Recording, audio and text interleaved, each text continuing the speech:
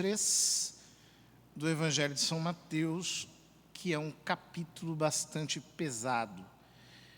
É aquele em que Jesus faz as censuras, as repreensões aos dirigentes do povo judaico, aos fariseus, aos escribas, aos sacerdotes, enfim, àqueles que estavam na cabeça do povo de Israel. E essas advertências servem para nós, servem para todos nós. Porque, especialmente no começo, Nosso Senhor nos explica alguns aspectos que fazem com que nós nos purifiquemos daquilo que os autores espirituais chamam de falsa devoção. Então ele diz: os mestres da lei e os fariseus têm autoridade para interpretar a lei de Moisés. Por isso deveis fazer e observar tudo o que eles dizem, mas não imiteis suas ações. Por que Jesus diz que os mestres da lei e os fariseus têm autoridade para interpretar a lei de Moisés? É muito interessante porque nós precisamos nos colocar no contexto. Os fariseus não eram o que hoje nós consideramos pelo nome fariseu. Por exemplo, se alguém te chamar de fariseu, você vai se ofender certamente, porque é um xingamento. No tempo de Jesus, os fariseus eram considerados judeus piedosos. Aqueles que cumpriam todas as obrigações, aqueles que eram muito escrupulosos, aqueles que faziam tudo de uma maneira, assim, externamente correta. Com o formalismo característico da religião judaica, mas levado ao extremo. Por quê? Depois que eles retornam da Babilônia, os judeus incorporam algumas coisas que, digamos assim, vêm daquela cultura. Surge, por assim dizer, o chamado misticismo judaico, a Cabala. Depois da revolta dos Macabeus, que aconteceu quando Alexandre Magno tentou helenizar Israel, ou seja, tentou fazer com que eles aderissem aos costumes pagãos. Então, cria-se um movimento reacionário dentro do judaísmo, de observância estrita da lei. Até o exílio da Babilônia, os judeus caíam frequentemente pela idolatria.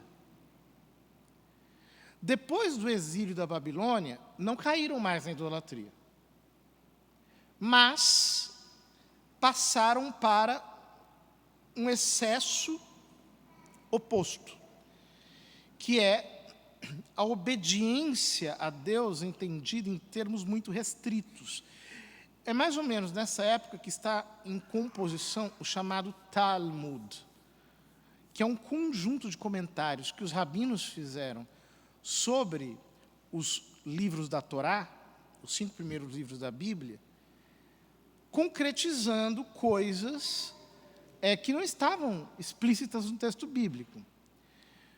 Então, por exemplo, a Bíblia manda na antiga lei guardar o sábado, mas não explicita o que é a violação do sábado. Então, os rabinos do Talmud elencam uma série de preceitos morais decorrentes dessa proibição. Então, por exemplo, eles dizem que, como Yahvé parou de criar no sábado, isso é descansar.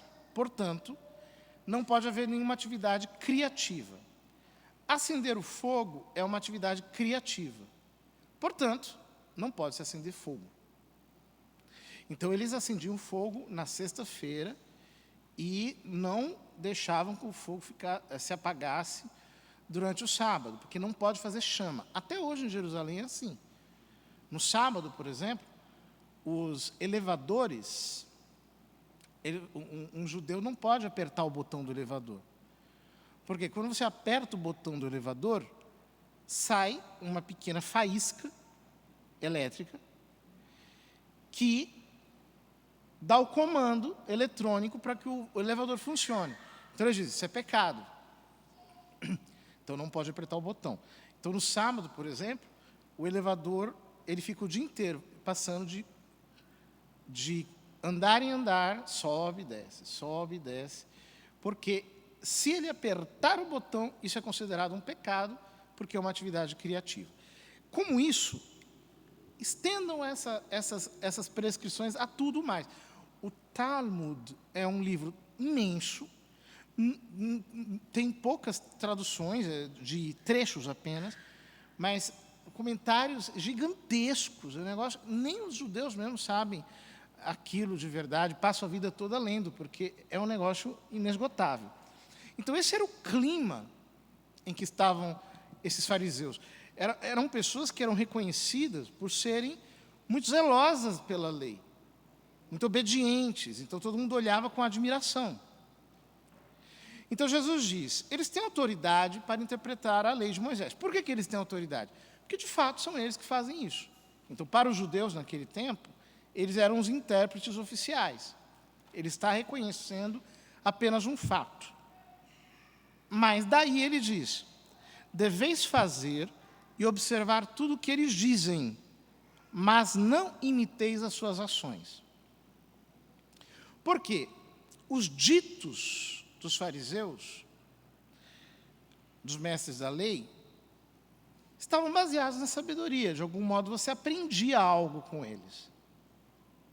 Havia uma sapiência no povo de Israel que, de algum modo, era meditada por aqueles homens. Mas ele diz, não imitem as suas ações. E ele explica por quê. Porque eles não falam, porque eles falam e não praticam. Esta é uma censura muito grave, que inclusive nos dá margem para interpretações erradas, porque alguns dizem o seguinte, então, se os fariseus falam e não praticam, para que eu não seja um fariseu, eu preciso pregar aquilo que eu faço. E, portanto, adaptar a pregação ao meu pecado. Só que não é o que Jesus está dizendo aqui. Ele não quer que nós adaptemos a pregação ao nosso pecado. Ele quer que nós lutemos para fazer aquilo que nós pregamos na palavra da verdade, com todas as exigências que ela tem. Mas fato é que a raiz do pensamento farisaico é dada por Jesus na sequência. Ele diz, eles amarram pesados fardos e os colocam nos ombros dos outros, mas eles mesmos não estão dispostos a movê-lo nem sequer com um dedo. Fazem todas as suas ações só para serem vistos pelos outros. Usam faixas largas com trechos da Escritura na testa e nos braços. E põem na roupa longas franjas. Gostam de lugar de honra nos banquetes e dos primeiros lugares nas sinagogas. Ou seja, o que Jesus está dizendo é o seguinte, a tônica, o acento do ensino farisaico está no exterior. Está em coisas externas. E por isso, eles não vivem o que eles estão ensinando. Porque, vejam, o que adianta eu colocar um trecho da Escritura na cabeça e na mão, mas não meditá-la? Por exemplo, os judeus deviam colocar, segundo o Deuteronômio, aquele mandamento, amarás o Senhor teu Deus de todo o teu coração, de toda a tua alma, com todo o teu entendimento, com todas as tuas forças, e ao próximo como a ti mesmo. E deveriam escrever esse mandamento, inclusive nos batentes das casas. Para quê? Simplesmente para ser um objeto de superstição, de exibicionismo? Claro que não. A finalidade qual é? Meditem. Você tem que meditar o tempo todo. Meditem. Como vocês vão fazer para amar a Deus? Como vocês vão fazer para amar o próximo? Só que o que Jesus está observando é que, apesar de eles usarem essas coisas, aquela devoção fervorosa por Deus não existe. Aquele amor cuidadoso do outro não existe. Pelo contrário, o que existe é um rigorismo de quem exige do outro algo que ele não faria se estivesse naquela situação. Porque é muito fácil a gente cuspir regra. Então chega uma pessoa e apresenta uma questão. Aí um rigorista vem e diz, olha, faz o seguinte, acaba o seu casamento, destrói a sua família, destrói tudo, faz assim, arranja encrenca, vira faz um escarcéu, mas você vai fazer o que é certo. Aí a pessoa se arrebenta. Por quê? Porque está sendo orientado por alguém que não tem bom senso.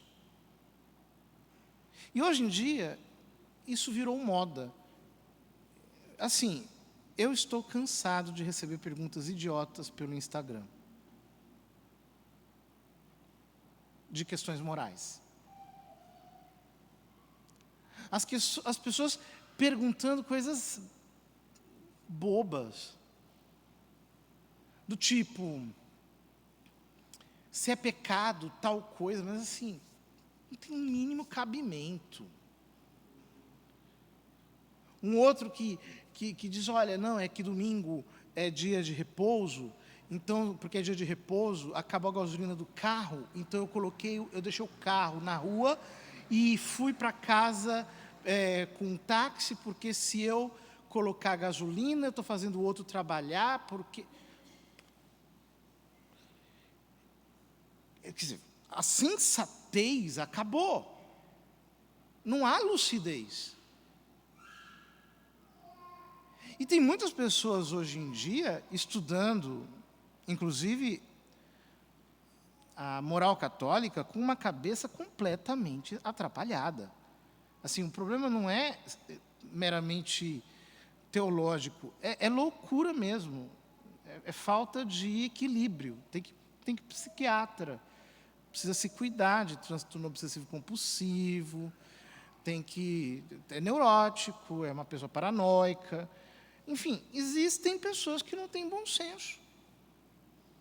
E não sabem, de fato, ajudar os outros. Os fariseus eram assim.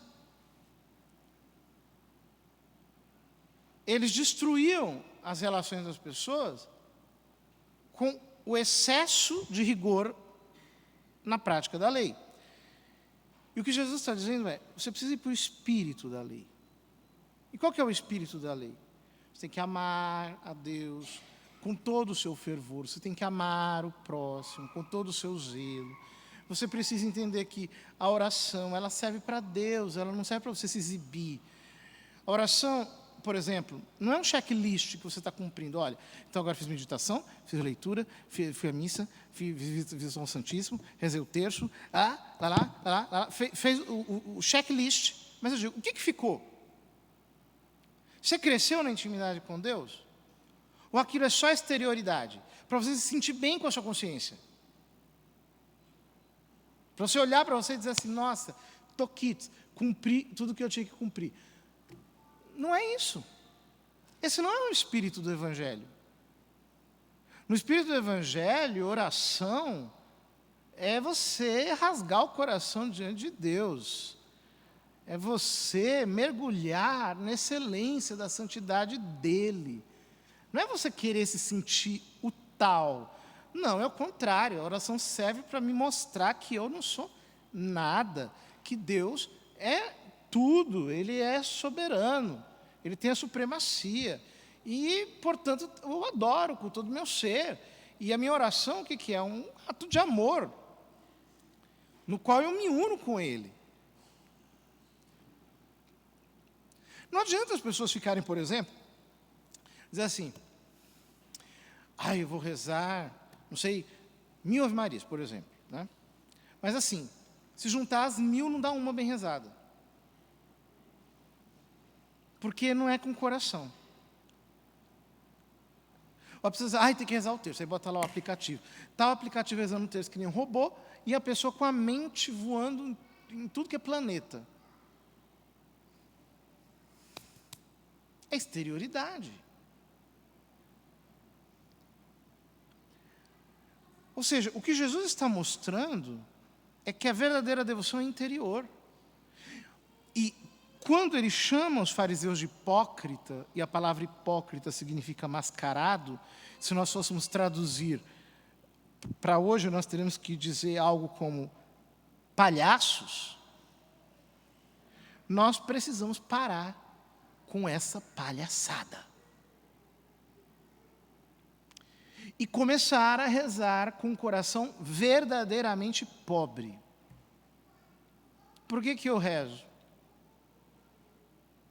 Porque eu preciso de Deus. Porque eu não presto. Porque sem Ele eu não sou nada.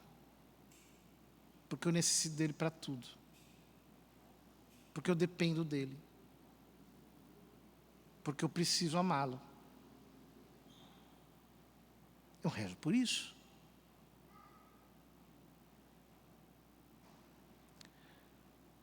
Nós estamos vivendo num tempo em que as pessoas estão muito atrás de exterioridade. Então, por exemplo, há um amor à liturgia que é estético. Não é um amor verdadeiro. Não é que as pessoas estão penetrando no mistério de Cristo, celebrado no altar. Não. Estão reparando na flor, na rubrica, no erro litúrgico, e tem gente que, inclusive, é tão paranoica que acaba pecando ao participar de uma missa, porque fica julgando o tempo todo. Aquilo foi errado, aquilo está assim, aquilo não é assim, se atrapalhou. Ou seja, exterioridade. É um gosto externo por aquilo que é bonito. Agora, eu me pergunto, o que adianta, por exemplo, nós temos uma liturgia maravilhosa, né? Tipo a Disneylândia litúrgica. Mas você chega aqui, é um anônimo, ninguém sabe quem você é, você vem e você volta lá para o seu lugar, volta para a sua vidinha privada, você não é igreja, você não tem vínculo com ninguém. O que adianta? O que adianta você ir para uma paróquia, por exemplo, apenas como uma espécie de distribuidora de sacramentos? Aí você vai lá, confessa, comunga, aí continua pecando do mesmo jeito, vai lá, confessa, comunga, e vai pecando. O que adianta? Não é que é bonito, aí vai lá, no bonito, mas espera aí. E a realidade?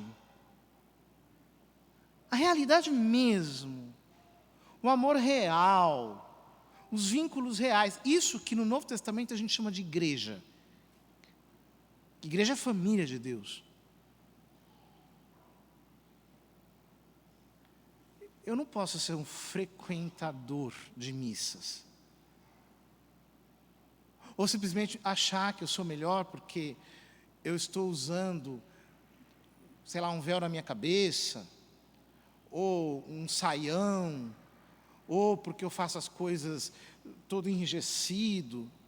Para Deus, francamente, isso não é melhor do que o que os fariseus faziam. Porque é só exterioridade. Não tem coração quebrado, não tem arrependimento profundo, não tem uma vida derramada, não tem uma adoração sincera que sobe para o céu. Não tem.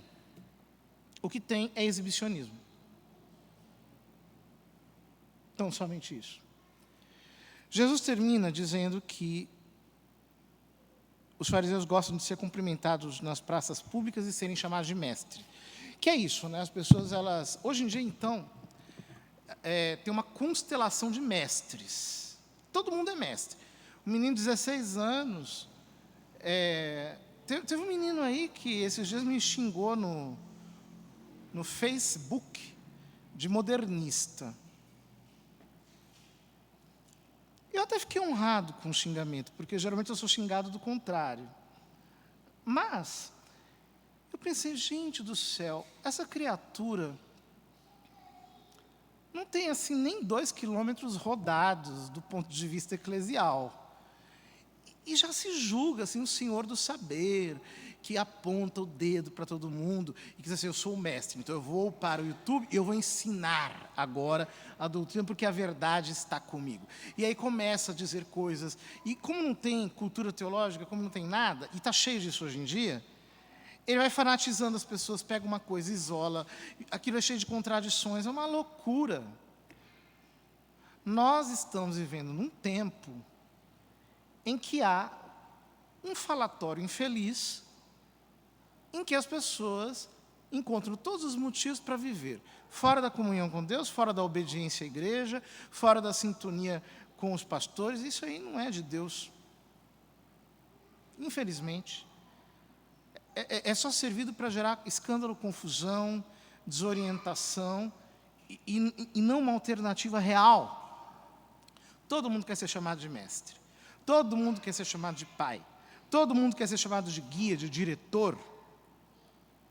Ao invés de se deixar formar, de se deixar guiar. Na igreja, até o Papa tem que obedecer. A quem? A tradição da igreja, não pode fazer o que ele quiser. Na igreja, todos nós somos discípulos, todos nós somos alunos, todos nós temos que ser guiados. Fuja de alguém que não tem pastor, que é um livre pensador. Na igreja não existe livre pensador. Todos nós temos que estar atados pelo cabresto da obediência. Ah, que eu vou fazer do meu jeito, que eu vou sair por aí falando o que eu quero, não devo salamaleque a ninguém. Isso não é igreja. Na igreja, olha, a gente tem que ficar dando reverência para todo mundo. É o bispo, é o cardeal, é o arcebispo, é o núncio, é o ACMB, é o papa, é o prefeito não sei do quê, é não sei o que lá. A gente fica o tempo todo assim. Por quê? Porque isso agrada a Deus. Isso nos humilha. Eu tenho que ser conduzido. Eu não posso eu querer conduzir. Eu tenho que ser ensinado e ensinável. Não posso eu querer, não, agora eu vou ensinar a igreja a saída para os problemas do mundo. Meu filho, você é só um desgraçado. Caia por terra com a boca no pó e confesse os seus pecados antes que você se condene, que você não sabe de nada. Mas quem é você para querer ensinar a igreja? Nós precisamos ser humildes. Nós precisamos entender esse último versículo. Quem se exaltar será humilhado. Vai chegar lá no final e vai ver que errou. Mas quem se humilha, quem aprende, quem se deixa guiar, esse sim vai passar por dificuldades e por provações, mas ele está num caminho seguro. Ele não se desvia. Não se desvia. A maior parte dos nossos problemas de hoje se devem ao fato de que as pessoas encontram mínimas razões para fazerem as suas próprias vontades, ao invés de submeterem à vontade de Cristo na sua igreja. Isso começou no século XVI e não parou até hoje. E se nós não cuidarmos, nós acabamos por nos tornar apenas mais um grupo, uma seita de fariseus que vive por aí fazendo o que bem lhe dá na telha.